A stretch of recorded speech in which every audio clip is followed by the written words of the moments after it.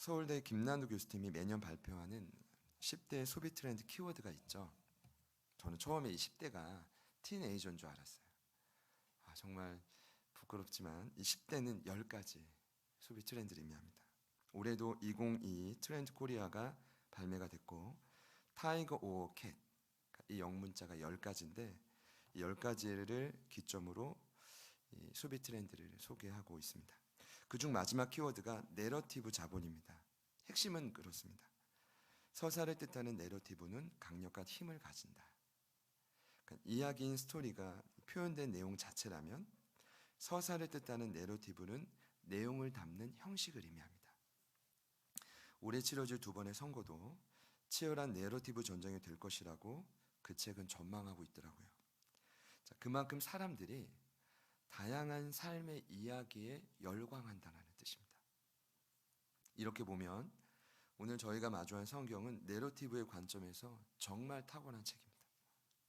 보통 서사에는 의사가 쓴 환자의 병상 기록도 들어가고 과학자의 실험 일지도 들어가고 예술가의 공연 일지도 모두 속하는데 성경도 이러한 인간의 다양한 활동을 아주 깊은 연관성을 갖고 기록하고 있습니다.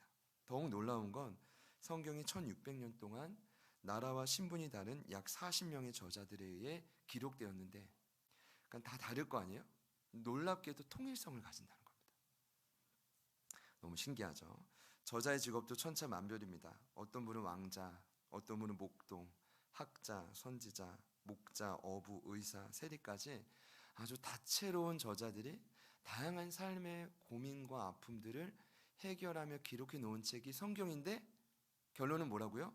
통일성을 갖는다는 겁니다. 그런 점에서 성경이 지금 이 세상에서 그 어떤 책보다 강력한 힘을 가질 수밖에 없습니다. 물론 지금 찾아오는 수많은 적그리스도가 있습니다.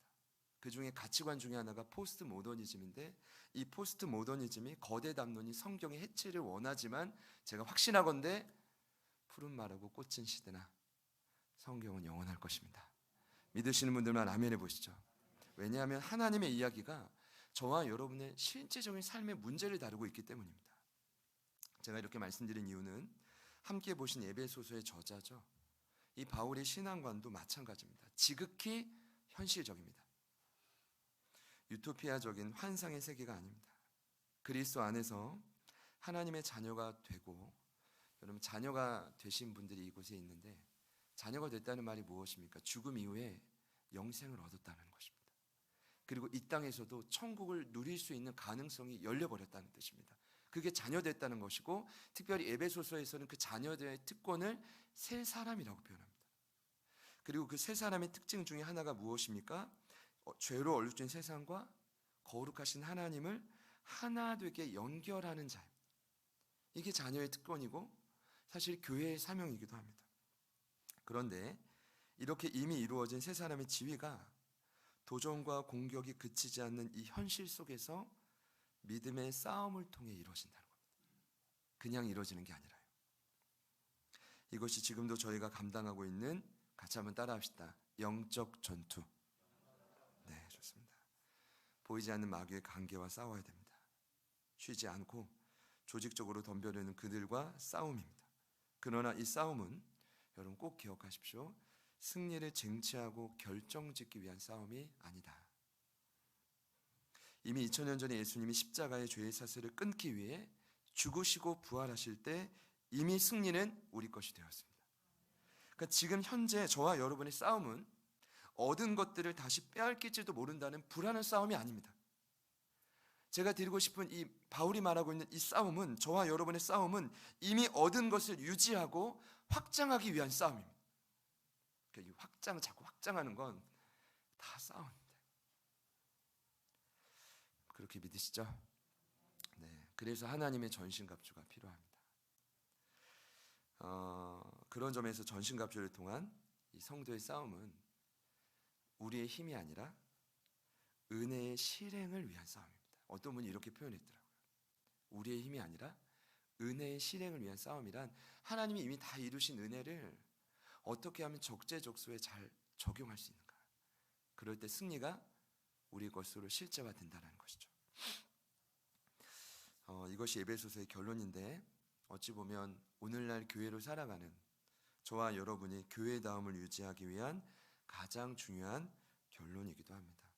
저는 날마다 기도합니다. 부끄럽지만 한 분 한 분의 이름을 불러가면서 기도할 때도 있고 기도 수첩을 보고 쑥 지나갈 때도 있습니다. 유치부 11명 쑥 지나가. 가능하면 이름을 하려고 노력합니다. 왜냐하면 가능하면 사업장과 여러분의 일터와 구체적인 기도 제목을 보려고 노력합니다. 그리고 진심으로 여러분이 이 어두운 세상에서 행복했으면 좋겠다라고 기도합니다. 근데 제가 요즘에 깨닫는 건 이를 위해 반드시 전제될 게 있다는 겁니다. 그게 바로 영적 전투의 승리입니다. 저는 저희가 마주한 대다수의 삶의 문제의 원인이 영적 전투에 있다고 믿습니다. 그렇기 때문에 제가 지금 전신갑주를 좀 꼼꼼히 살펴보고 있는데 지난 2번의 시간을 통해 진리의 허리띠와 의의 호심경을 나누었습니다. 기억나시는 분도 있겠지만 다시 말씀드리면 진리의 허리띠를 띠라는 말은 말씀이신 예수로 베드로가 적용시켰죠. 마음을 동요매라는 것입니다. 근신하라는 것입니다. 정신을 차리라는 것입니다. 왜죠? 전투태세의 준비를 갖추라는 뜻입니다. 그게 마음을 진리로 말씀이신 예수로 동요매라라는 의미였습니다. 의의 호심경을 붙이라는 뜻은 무엇이었죠? 적의 칼, 우리의 가슴을 공격하는 적의 참소를 이겨내기 위해 저와 여러분의 가슴을 내 의가 아니라 하나님의 의로, 내 능력이 아니라 하나님의 능력과 인정으로 가득 채워라. 그러면 적의 끝없는 참소를 이겨낼 수 있다는 것입니다. 자, 이 두 가지가 장착되셨죠? 자, 되셨다라고 믿고 허리띠와 호심경, 같이 한번 저를 따라합시다. 허리띠와 호심경. 네. 나중엔 6가지가 막 더 늘어나겠지만 한 번 더요. 허리띠와 호심경. 오늘 3번째입니다.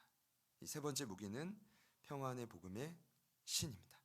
15절 말씀을 한 번 더 같이 읽어보겠습니다. 시작. 평안의 복음이 준비한 곳으로 신을 신고. 같이요. 아멘. 앞선 2가지의 무기도 그랬지만 이 3번째 무기인 평안의 복음의 신도 마찬가지입니다. 뭐가 마찬가지냐면 이 신발을 명사형이 아니라 신이 발에 신겨진 상태인 동사형으로 표현했습니다. 그만큼 바울이 실전을 강조하는 겁니다. 그렇다면 신발을 신으라는 의미는 무엇입니까? 오늘 말씀을 깊이 적용하기 위해 가장 중요한 건 이 의미입니다. 신발을 신으라는 의미는 어떤 의미일까요? 이런 의미일 것입니다. 영적 군사로서 한 곳에 머물지 않고 이동하며 복음을 전하라는 뜻입니다. 다시 한번요. 한 곳에 멈춰 있으면 안 됩니다. 신발을 왜 신죠? 움직이려고요. 하나님이 원하시는 곳을 향해 주님 다시 오실 때까지 걸려가려고. 좁은 길을 가기 위해서 신발을 신으라는 것입니다. 하나님은 이러한 발을 지극히 아름답다고 칭찬하셨습니다. 이사야 52장 7절을 보면 이스라엘의 궁극적인 사명이 평화의 복된 소식을 공포하는 발이라고 말합니다. 이사야 52장 7절입니다. 좋은 소식을 전하며 평화를 공포하며 복된 좋은 소식을 가져오며 구원을 공포하며 시온을 향하여 이르기를 내 하나님이 통치하신다 하는 자의 산을 넘는 발이 어찌 그리 아름다운가. 한 절인데 엄청 어렵죠? 거기 보면 내 하나님이 통치하신다 하는 자의 산을 넘는 발, 쉽게 말하면 평화의 복음을 전하는 발. 그래서 산을 넘는 그 발이 너무 아름답다는 것입니다. 하나님은 물론 저와 여러분이 있는 그대로 사랑하십니다. 믿으시죠? 네. 그런데 하나님이 다 저희들의 삶을 보며 너 극히 아름답다 이렇게 칭찬하지는 않습니다. 하나님이 극히 아름답다, 너무 기쁘다, 정말 훌륭하다라고 인정받는 삶은 결국은 사명대로 사는 삶입니다.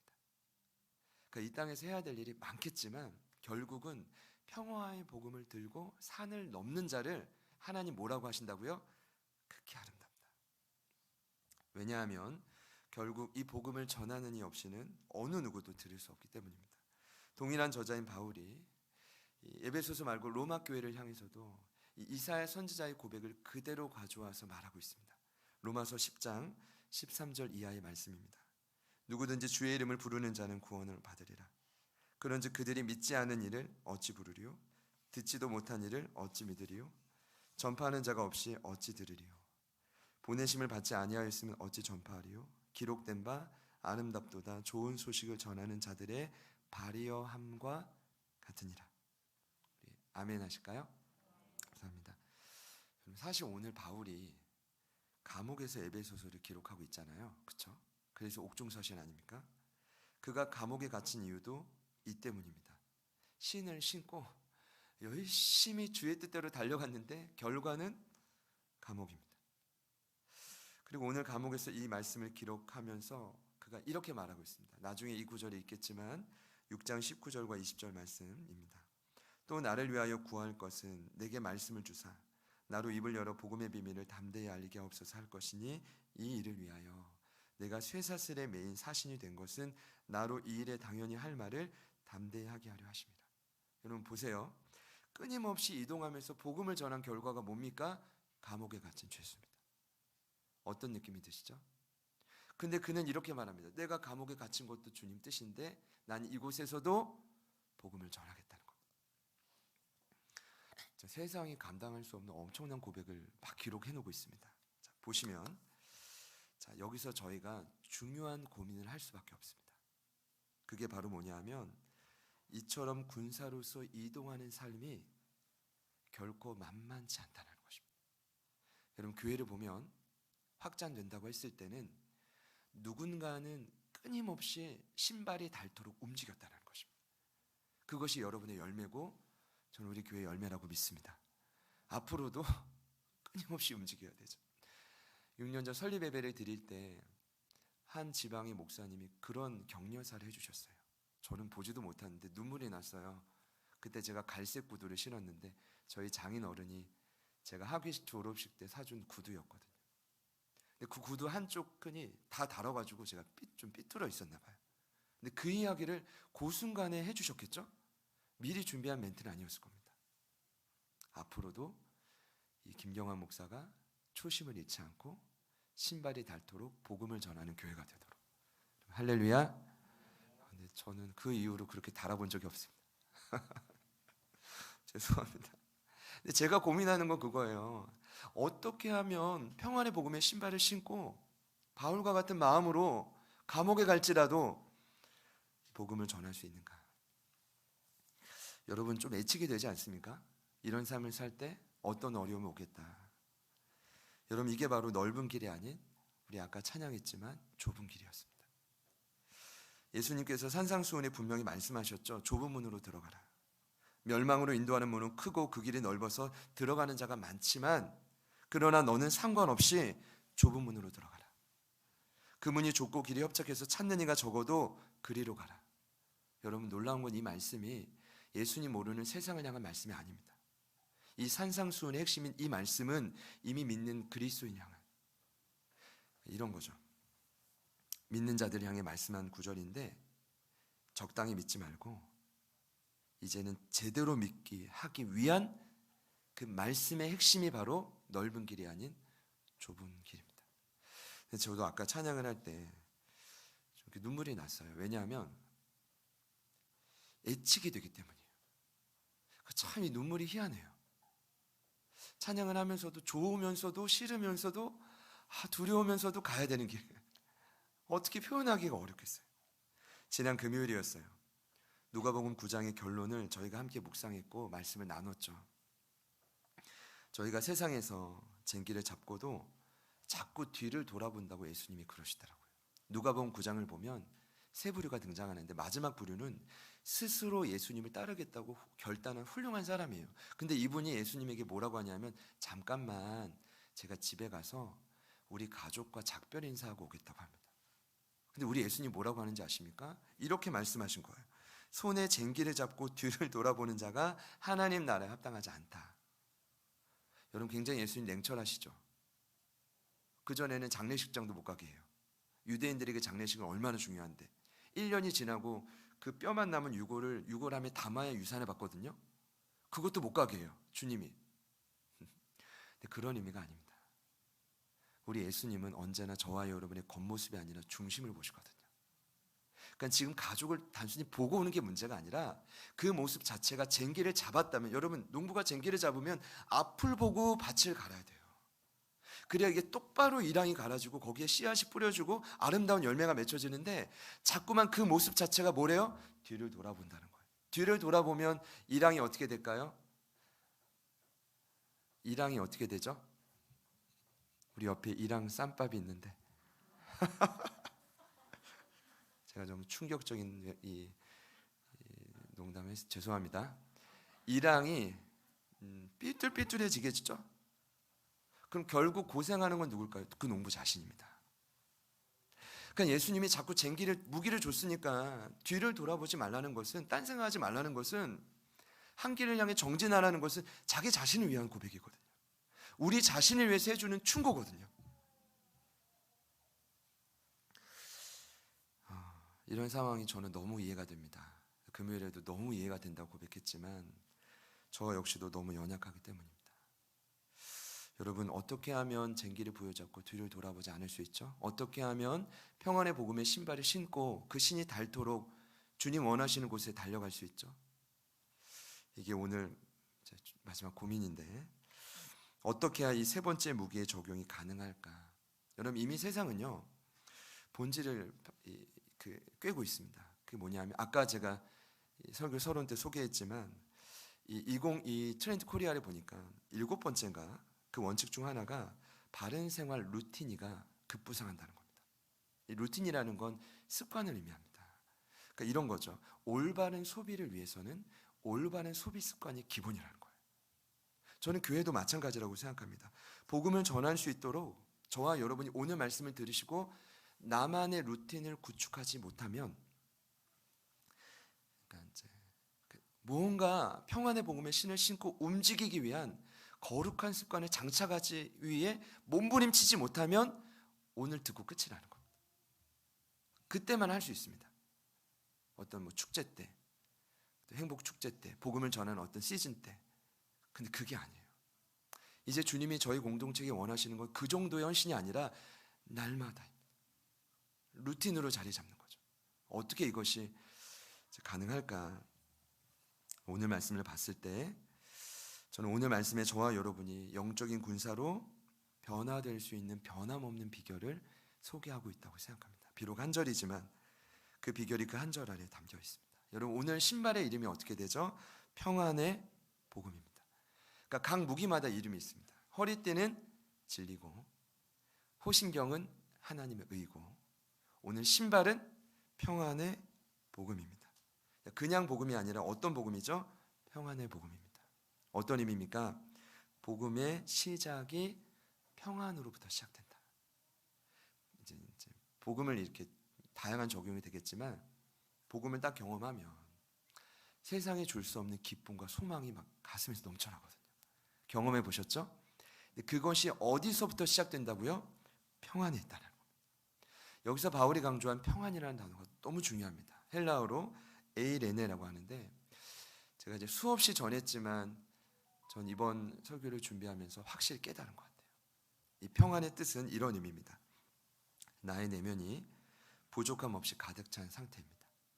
한마디로 막 넘쳐나는 상태입니다. 근데 이 평안의 의미는 이런 의미입니다. 마음과 생각이 두려움과 염려로부터 완전히 자유해서 고요한 상태입니다. 그래서 이 에이레네를 살펴보면 고요, 안식이라고 되어 있습니다. 여러분, 안식을 원하십니까? 마음의 전쟁이 끝나고 무언가 고요해지기를 원하신다면 평안을 붙드시기를 소망합니다. 근데 에이레네라는 단어를 제가 다시 좀 살펴보니까 더 깊은 의미가 있었어요. 그 의미는 뭐냐 하면 다시 하나됨이라는 뜻입니다. 같이 한번 따라해 보시죠. 다시 하나됨. 다시 하나됨. 보세요. 예수님을 통해 평강이신 하나님과 다시 하나됨이 에이레네 평안입니다. 그러니까 이제 하나님은 원래 평강 자체고요, 고요함과 안식 자체인데, 예수님의 십자가를 통해 끊어졌던 하나님과 다시 하나 되는 게 평안한 상태입니다. 여러분, 그래서 넘쳐나는 겁니다. 그래서 환경과 여건과 상관없이 내 마음에 부족함이 없게 이상하게 느껴지는 거죠. 말씀을 준비하면서 그런 확신을 주셨습니다. 아, 이것이 교회의 사명이구나. 힘들고 고난 영혼들이 예배를 통해 다시 하나 되는 것입니다. 할렐루야. 그 하나 된 평안의 힘으로 우리 주변에 평안을 필요로 하는 영혼들에게, 두려움과 염려로 근심하는 지체들에게 평안을 전하는 것이 교회의 사명입니다. 그게 바로 평안의 복음의 신발을 신은 상태라고요. 우리 자신에게 한번 물어봅시다. 지금 나는 신발을 신고 있습니까? 놀랍게도 어제 큐티 본문에 누가복음 10장을 보니까 예수님이 이제 때가 되어서 70인의 전도대를 파송합니다. 둘씩 짝지어서 35개 팀. 혼자 가지 말고 2명이 가는 게 훨씬 더 전도 현장은 능력이 있습니다. 그런데 중요한 건 가는 곳마다 이렇게 말하죠. 네가 가는 곳이 어디든 평화를 외쳐라. 평화를 외쳐라. 이걸 계속 강조합니다. 왜 그랬을까요?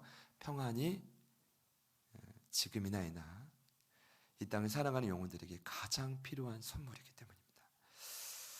말씀을 준비하면서 지금 저와 여러분의 삶의 주변에 반드시 이런 영혼이 있다는 확신을 주십니다. 여러분, 지금이 바로 그 평안을 전할 적기입니다. 생각나는 영혼들이 있다면 계속해서 평안을 외치십시오. 변화될 수 있을 줄 믿습니다. 네, 예수님이 이 평안이 이제 이렇게 말씀하셨습니다. 결코 세상이 줄 수 없는 평안이다. 제 말이 아니라 그분이 십자가에 달려 죽기 전날 밤에 12명의 제자를 모으고 마지막 고별 연설을 하십니다. 그때 예수님이 이렇게 말씀하시죠. 요한복음 14장 27절입니다. 평안을 너희에게 끼치노니 곧 나의 평안을 너희에게 주노라. 내가 너희에게 주는 것은 세상이 주는 것 같지 아니하니라. 너희는 마음에 근심하지도 말고 두려워하지도 말라. 아멘이십니까? 그리고 쭉 얘기를 하시다가 성령님 얘기를 하시다가 마지막 고별 연설의 마지막에 이렇게 말씀하셨죠. 16장 33절입니다. 이것을 너희에게 이르는 것은 너희로 내 안에서 평안을 누리게 하려 함이라. 세상에서는 너희가 환난을 당하나 담대하라. 내가 세상을 이기었노라. 사명을 감당할 제자들, 홀로 남겨질 제자들에게 주님이 가르쳐 주십니다. 평안은 세상에 줄 수 없어. 오직 예수인 나를 통해서만 가능하다. 그 평안이 누려져야 세상에서 지속적인 환난을 당할 때 이길 수 있다. 그리고 환난을 심지어 담대함으로 이길 수 있다. 그리고 너희들을 통해 땅끝까지 복음이 전해질 것이다. 얼마 전 저희 교회 네이버 카페가 있습니다. 네이버 카페의 회원 수는 항상 저도 궁금했어요. 240여 명이 됐다가 238명이 됐다가 40명이 됐다가 38명이 됐다가 혹시 일부러 그렇게 하신 분 없죠? 그래서 얼마 전에 41명으로 딱 올라갔더니 야, 이거 확장됐구나. 할렐루야. 이제 뭐 잠정적인 온라인 성도가 자꾸 많아지는 것도 좋은 거죠. 언젠간 우리 원희 씨처럼 또 현장에도 보게 되고 그렇게 될 텐데, 요는 그게 아니라 한 글이 올라왔는데 내 평생에 가는 길이라는 찬송가의 지은이 스페포드 이야기를 한 성도님이 올려주신 겁니다. 그는 시카고의 탁월한 변호사였습니다. 그리고 여러분 잘 아시는 D.L. 무디의 신실한 후원자였다고 합니다. 그런 그가 1871년도에 선옥열로 4살 된 아들을 먼저 하늘나라로 보냅니다. 그리고 몇 달 후에 시카고의 대화자로 전 재산을 잃게 되었습니다. 그는 그런 시련 속에서도 무디 교회에 재정 맞는 회계 집사로 충성되어 섬겼다고 합니다.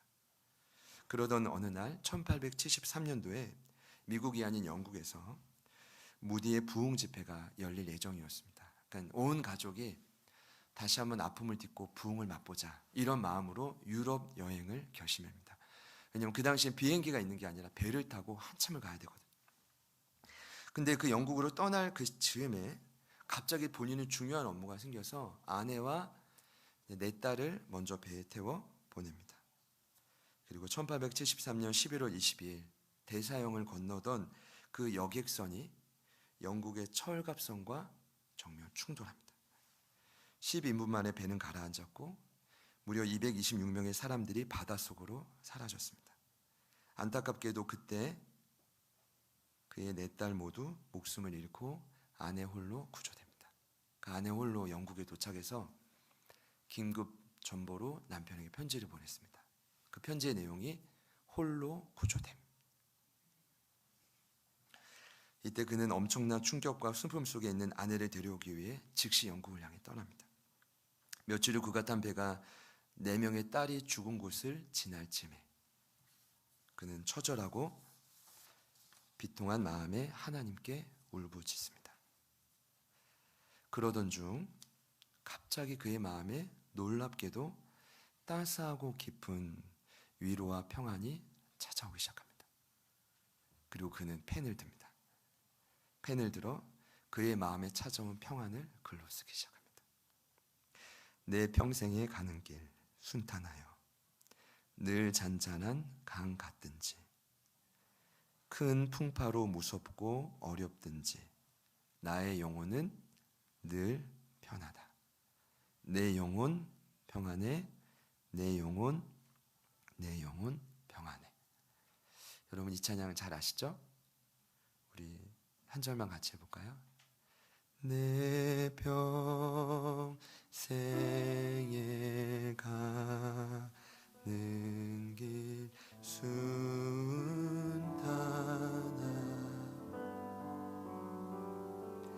늘 잔잔한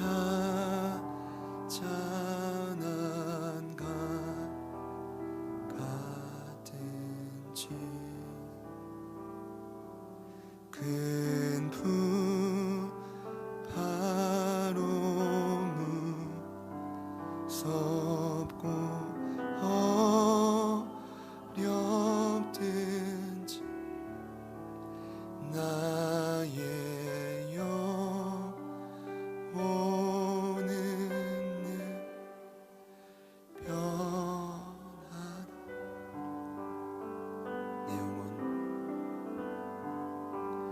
내 영혼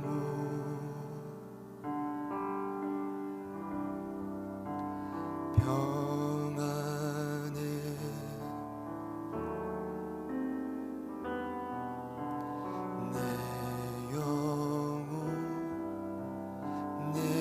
내 영혼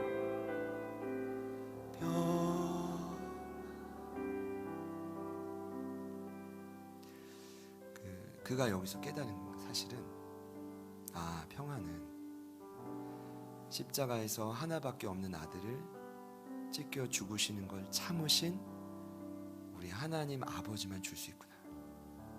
거기서 역전이 되어버린 거죠. 그에게도 얼마나 수많은 세상에 의지할 거리가 많았겠습니까? 모든 것을 내려놓게 하시고 하나님 아버지께로부터 오는 평안이 누려지기 시작한 겁니다. 그럼 제가 그 영상을 보면 더 놀라웠던 건 그겁니다. 1881년이 되자 그와 그의 아내는 모든 걸 내려놓고 예루살렘으로 떠납니다. 자신에게 남겨진 모든 유산과 힘을 가지고 예루살렘 땅의 무슬림과 유린한 유대인들을 섬기는데 그렇게 열심히 그리스도의 사랑을 전했대요. 여러분 이게 바로 뭡니까? 평안의 힘입니다. 이것이 세상에 줄 수 없는 평안이 주는 동력입니다. 그때 그가 움직일 수 있었던 거죠. 우리 그런 의미로 앞뒤 옆에 있는 분들께 한번 믿음으로 선포합시다. 평안이 있을지어다. 네. 여러분의 선포에 예수님이 힘을 더해 힘을 주셨을 것입니다. 할렐루야. 말씀을 맺겠습니다. 부활하신 예수님이 이미 이를 증명하셨습니다. 두려움에 사로잡혀 있었던 그 제자들 한 명은 목숨을 끊었고 한 명은 도마는 그 자리에 없고 10명의 제자가 문을 꽁꽁 닫고 숨어 있었는데 부활하신 다음에 제자들을 처음 만나주시죠. 근데 감사한 건 예수님이 제자들을 나무라지 않으셨다는 겁니다. 야, 왜 그때 배반했어? 왜 그때 배반했어? 베드로 네가 어떻게 그럴 수 있어? 그렇게 하지 않으시고 저는 이 대목을 생각만 하면 늘 감사한데 그냥 다시 찾아오셔서 하신 일이 있습니다. 그게 바로 두려워 떨고 있는 그들에게 2차례 에이레네 평강을 선포해 주신 겁니다. 유대인들이 두려워 문을 꽁꽁 닫고 있었는데 예수님이 그 자리에 서서 선포하셨습니다. 너희에게 평강이 있을지어다. 자, 이 말씀을 하시고 손과 옆구리를 보여주시는데 참 이런 드라마가 어디 있겠어요. 갑자기 제자들이 기뻐했대요. 원문의 의미를 보면 넘치도록 기뻐했다는 겁니다. 주체하지 못할 정도로. 이런 거죠. 십자가의 흔적을, 손과 옆구리에 구멍난 십자가의 흔적을 보니까 예수님이 살아있구나, 이거 보니까 과거에 배신했던 실패와 아픔과 상처들이 눈 녹듯 사라지는 거예요. 기쁨으로 막 가득 차게 되는 거죠. 그때 우리 예수님이 한 번 더 선포하십니다. 그리고 또 이르시되 너희에게 평강이 있을지어다. 그리고 선포하시죠. 아버지가 나를 이 땅에 보내신 것 같이 나도 너희를 세상에 보낸다. 1부 때 말씀 못 드렸지만 아버지가 예수님 이 땅에 보내는 건 죽음의 길이었습니다. 12명에게도 동일하게 원하죠. 너희들의 인생은 이미 정해져 있어. 좁은 길, 죽음의 길, 나와 같은 십자가의 길이에요. 그러나 이 평강이 있으면 너희들은 그 길을 끝까지 걸어갈 수 있어. 여러분, 저희가 영적 군사가 되고 누군가를 제자 삼기 위해 다시 7년 전 표를 올해 다시 붙잡았잖아요. 제자 되고 제자 삼는 교회, 참 제자로 성장하는 교회, 정말 영적 군사로 온전히 서는 교회, 저는 그 길도 동일하다고 봐요. 이것이 핵심입니다. 세상 끝날까지 저와 여러분과 함께 하시는 예수님을 바라봐야 합니다. 그냥 불 속에 우리를 그냥 내버려둔 게 아니라 그 불 속에서도 계시록이 말하는 것처럼 불 속에서도 여전히 함께 하시는 예수님을 붙드는 것입니다. 그러면 한 걸음씩 한 걸음씩 걸어갈 수 있습니다. 믿으시죠? 그것이 우리 교회가 평안을 누리는 힘이죠. 그 평안이 이 한 주간 여러분의 삶에 날마다 누려지기를 축복합니다. 우리 마지막으로 사랑 인사하겠습니다. 이렇게 한번 인사합시다. 평안함을 구합시다. 한 번 더 인사하고 같이 찬양할 텐데 이번엔 이렇게 인사합시다. 예수님을 바라봅시다. 우리 온라인으로 예배하는 분들께도 한번 선포합시다. 이렇게 인사해 볼까요? 목사님이 아니라 사람이 아니라 예수님을 바라봅시다. 네, 우리 주님만이 여러분에게 평안을 주실 수 있습니다. 우리 그 믿음으로 우리 같이 한번 힘차게 찬양하시고 기도하겠습니다.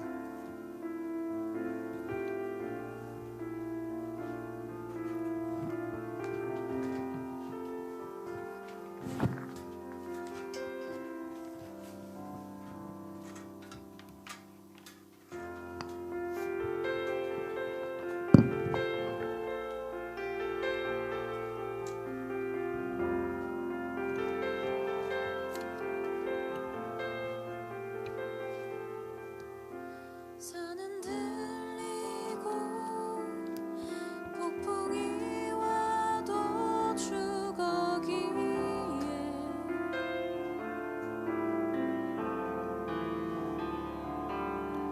마지막 날에 날아오르리 주자비로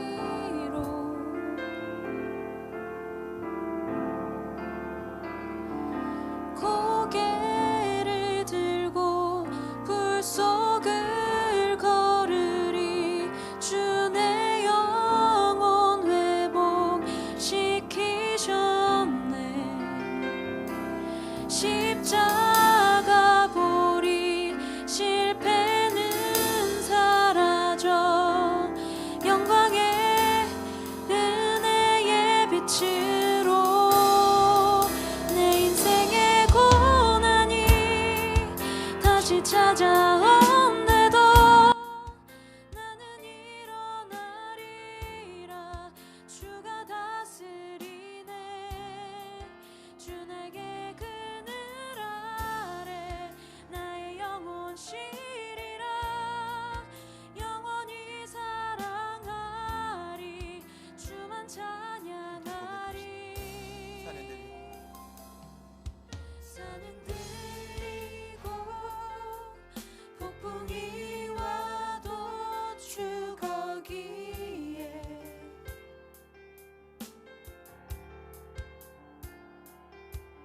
마지막 날에 날아오르리 주 자비로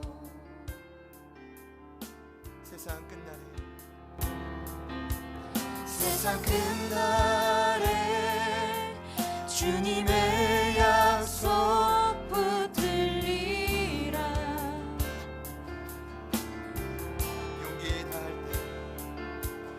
용기 다할 때 주님 제 안에 새 힘 얻네 한 번 더 고백합시다.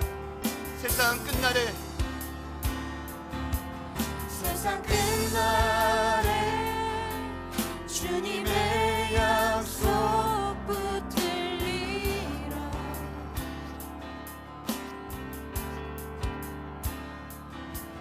용기 다할 때 주님 제 안에 새 힘 얻네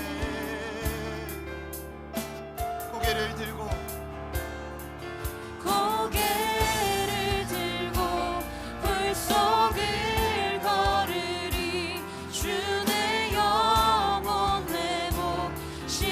회복시키셨네 십자가 보리 실패는 사라져 영광의 은혜의 빛을 한 번 더 고백합시다. 고개를 들고 고개를 들고 불 속을 걸으리 주의 영혼 회복시키셨네 십자가 보리 실패는 사라져 영광의 은혜의 빛으로 내 인생의 고난이 다시 찾아온대도 나는 일어나리라 주가 다스리네 주 내게 그늘 아래 나의 영혼 쉬리라 영원히 살아가리 한 번 더 고백합시다. 내 인생의 고난이 내 인생의 고난이 다시 찾아온대도 나는 일어나리라 주가 다스리네 주 내게 그늘 아래 나의 영혼 쉬리라 영원히 살아가리 내 인생의 주만 고난이 찬양하리 내 인생의 고난이 다시 찾아온대도 나는 일어나리라 주가 다스리네 주 내게 그늘 아래 나의 영혼 쉬리라 영원히 살아가리 주만 찬양하리 여러분을 초청합니다.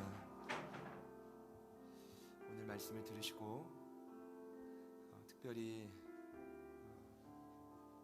인생 가운데 만난 문제로 인해 쟁기를 잡았음에도 불구하고 자꾸 뒤를 돌아보시는 분이 계십니까? 그리고 오늘 말씀을 들으시며 하나님, 제가 다시 일어나기 위해, 다시 그 불 속을 향해 달려가기 위해 주님의 평안이 간절히 필요한 분들이 계십니까? 그 평안만 있다면 우리가 흔들리지 않고 넘치는 상태로 주님과 하나 되어 이 길을 걸어갈 수 있는데, 그 평안이 간곡히 필요한 분이 있다면 우리 두 손을 조용히 가슴에 모아보시겠습니다. 이 시간 함께 기도할 때 두 손을 가슴에 모으신 분들은 모으신 채로, 또 모으시지 않은 분들은 않으신 채로 합심하여 기도하기 원합니다. 주님, 제 삶의 이 평안이 끊이지 않게 하여 주셔서 오직 하나님이 기뻐하시는 영적인 권세로 참된 사명자로 저를 사용하여 주십시오. 그리고 저를 살려주실 뿐 아니라 내 마음속에 주신 그 사랑하는 한 영혼을 나를 통하여 건져 주십시오. 하나님이 이 일들을, 이 말씀을 듣게 하셨다면 반드시 저희 공동체를 통해 이 시즌에 이 모든 말씀을 이루어 가실 것입니다. 이 시간 우리 믿음으로 다 같이 주님 이름 한번 부르신 후에 간절히 한번 기도하겠습니다. 주여,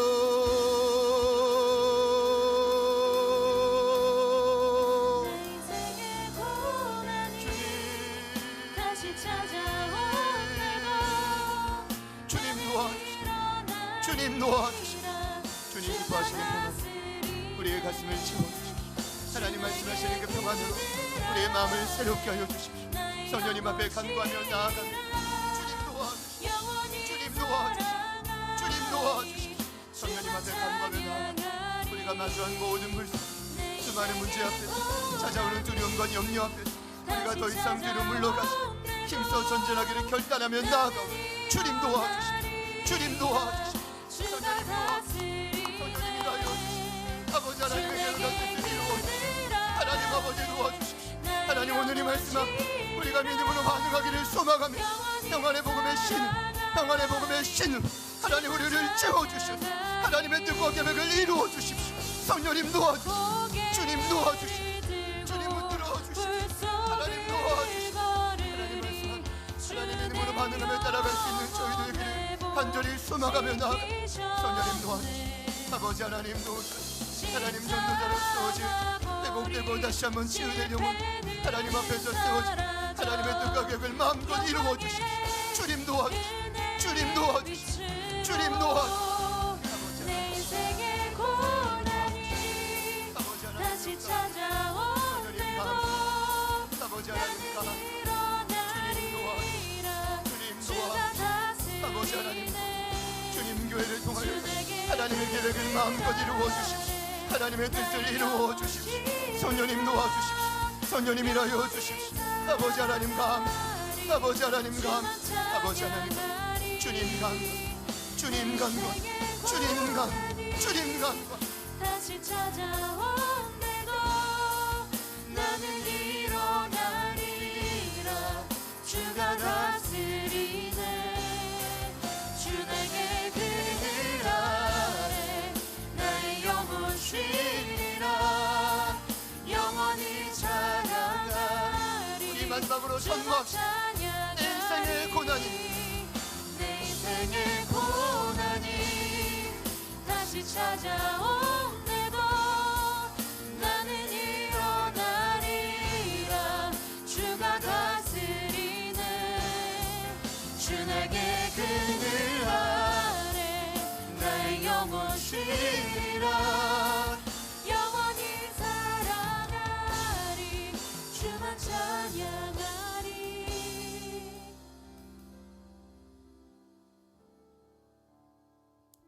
우리가 걸어가는 모든 여정을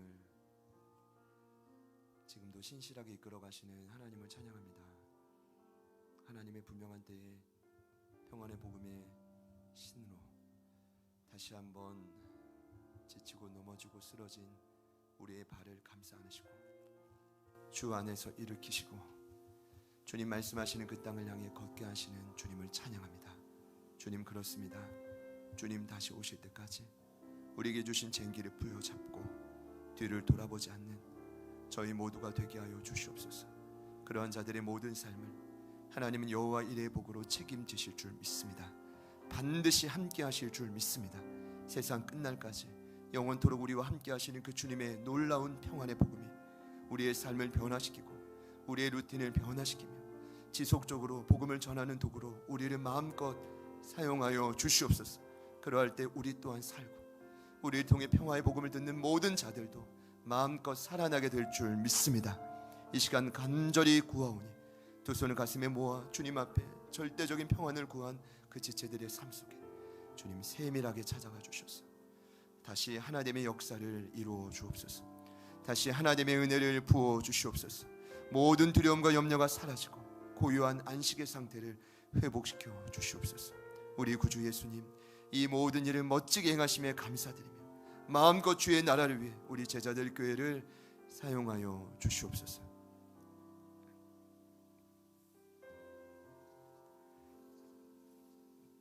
이제는 우리 구주 예수 그리스도의 은혜와 하나님 아버지의 변함없는 신실하신 사랑하심과 성령님의 내주 충만 교통 위로하심의 역사가 세상이 아닌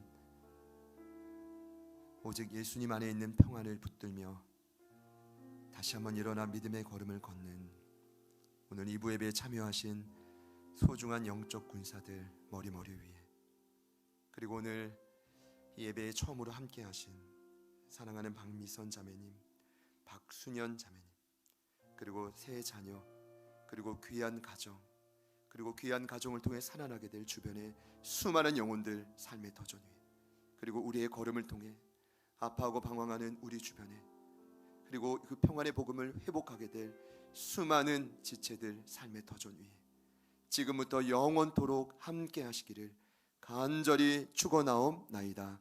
아멘.